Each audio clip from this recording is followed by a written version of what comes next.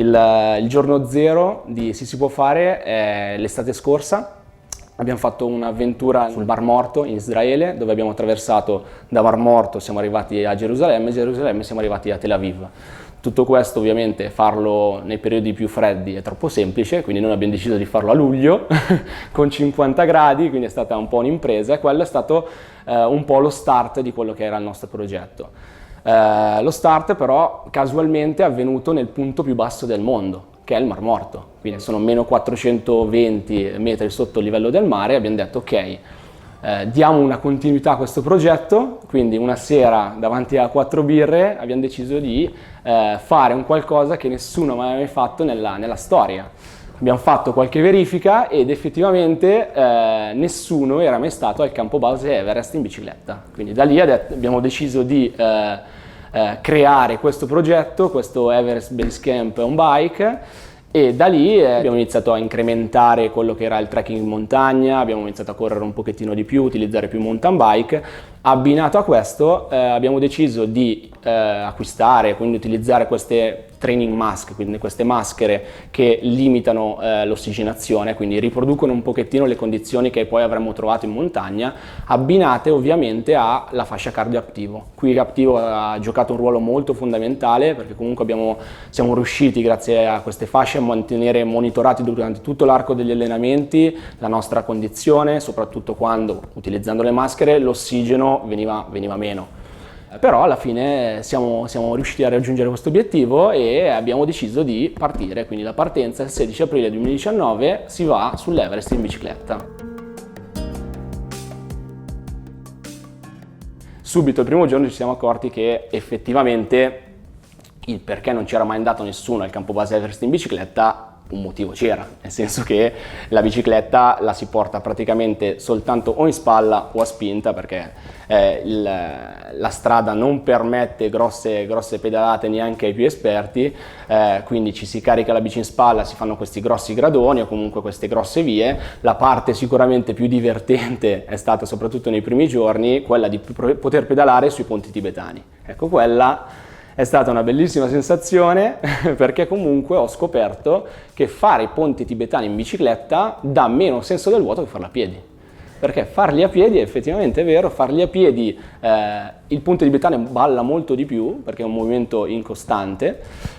Invece farlo in bicicletta, un movimento lineare, vai via bellissimo, il vento, ti guardi un attimo, non fai neanche in tempo a vedere quanto è lo strapiombo sotto, quindi vai via abbastanza tranquillo, e quindi quella è stata sicuramente una parte molto bella da fare in bicicletta.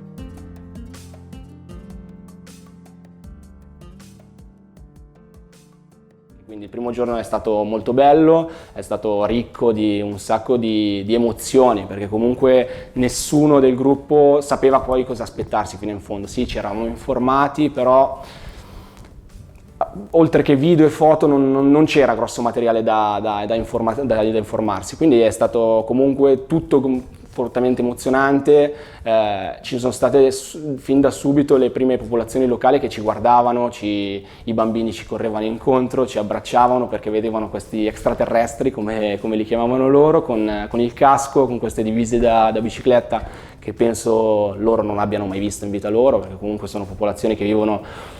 dai 3000 metri in su in condizioni abbastanza di sussistenza. Loro vivono di agricoltura e di quel turismo che da qualche anno a questa parte sta un pochettino cogliendo il Nepal, però è comunque un qualcosa che è comunque agli albori, quindi loro sono stati un po' travolti da tutta questa situazione e vedevano questi 4 ciclisti che arrivavano, passavano tra i piccoli posti, piccole città,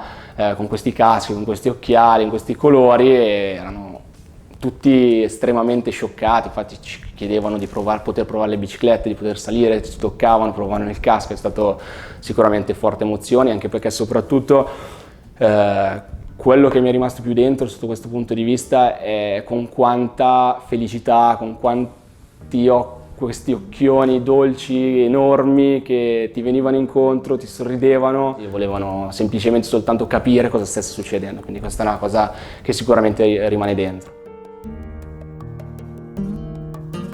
I primi giorni sicuramente sono stati quelli più spensierati, dove tutti noi eravamo super felici di osservare tutto quello che ci avevamo intorno, la fatica la si avvertiva anche molto meno, sicuramente perché eravamo freschi, quindi avevamo appena iniziato. Dall'altra parte, dopo 4, 5, 6 giorni in cui non dormi, perché dormi in questi loggi al freddo, in condizioni un po' precarie, quindi dormi male. Ti svegli più stanco di quando ti sei andato a dormire, sporco perché comunque l'acqua calda era un miraggio, non esiste acqua calda, quindi non c'era la possibilità di lavarsi se non con qualche Scottex salvietta. Sicuramente, nonostante fossimo consci e preparati che le condizioni dovevano essere più o meno così, quando ci si trova dentro ci si fa qualche domanda. Un altro sicuramente punto difficile sono state le tempistiche. Le tempistiche, perché normalmente un'avventura per arrivare a campo base Everest a piedi, quindi una normale avventura, avviene in circa 10 giorni. Quindi solitamente ci sono 10 giorni di acclimatamento, quindi ci si ferma, si sale, ci si ferma, si scende, si dorme in un posto più basso di quello che si è raggiunto durante la giornata. Invece noi, ovviamente, facendo le cose nel nostro stile, quindi nel nostro stile folle, abbiamo deciso di andare sempre verso l'alto, quindi ogni giorno dormivamo, si saliva, dormivamo, si saliva, dormivamo, si saliva, con tutte le conseguenze del caso. Infatti ho deciso di portare con me l'armband da mettere sull'avambraccio, sia per un discorso di comodità, sia per tenere comunque monitorato durante tutto l'arco delle giornate, soprattutto nei momenti più intensi, dove magari c'erano grosse scalinate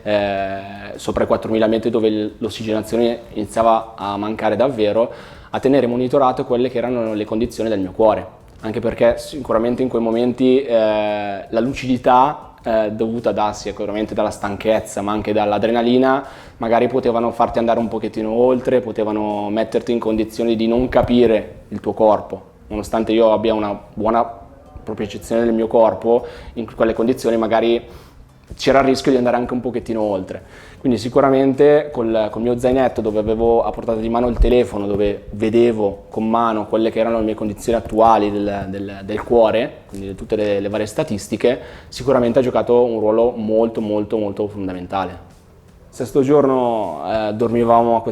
in questo lodge, in questa guest house a 4500 metri, e sapevamo che in quella giornata dovevamo arrivare al campo base, quindi era l'ultima giornata possibile, anche perché noi non avremmo dormito al campo base, ma saremmo dovuti scendere e ritornare in quel posto. È stata una giornata lunga perché non c'era bel tempo, dalla mattina subito si è alzato un pochettino di vento e poi lì le nuvole si muovono molto in fretta, quindi è iniziato a fare freddo, ha piovigginato, poi ha nevischiato. L'ultimo tratto per arrivare proprio al campo base, le strade non esistono praticamente più, ci sono queste grosse pietraie, le persone che facevano trekking si aiutavano con le mani, noi ovviamente avendo la bicicletta non ci potevamo aiutare con le mani, quindi bici in spalla, grossi passi lenti per arrivare, le energie iniziavano a mancare, la velocità totalmente si annienta. Quando vedi la scritta "Benvenuti to Everest Base Camp", sicuramente in quel momento un'emozione da dentro fortissima, le lacrime ovviamente non si sono fatte mancare. Un po' di brividi adesso a raccontarlo ce l'ho, però è stata un'emozione veramente forte, forse una delle emozioni più forti che abbia mai provato in vita mia, nonostante sia uno sportivo, quindi gare, vittorie, così, sono provate tante, però è qualcosa di diverso, perché è veramente stato un viaggio fisico, ma io dico un viaggio forte anche dal punto di vista mentale. Perché comunque con una buona preparazione fisica il fisico ci arriva dappertutto. La testa a volte ti mette dei paletti e ti dice ok, puoi arrivare fino a qua, dopo meglio che non ci vai. Invece, cacchio, se ci vai è figo, se ci vai è figo.